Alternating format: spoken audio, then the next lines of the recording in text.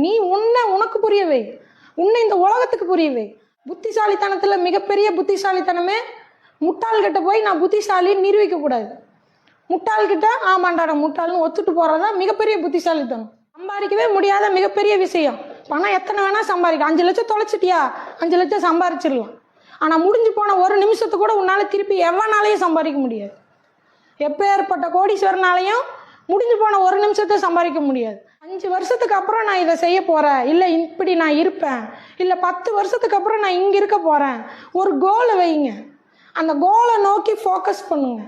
அதுக்கு நடுவில் என்ன வந்தாலும் எவன் வந்தாலும் தட்டி தூக்கிட்டு போயிட்டே இருங்க.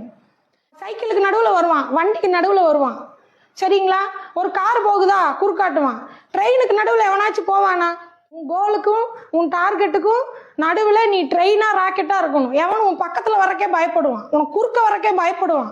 அப்படி வந்தானா அவன் செதறணும். புரியுதா? உன் வேகம் அப்படி இருக்கணும், சரியா? லைஃபை உனக்காக நீ வேற லெவல்ல வாழணும். இந்த லைஃப் யாருக்காக? நம்மளுக்காக. அவன் லைஃப் அவனுக்காக, அவன் சந்தோஷத்துக்காக.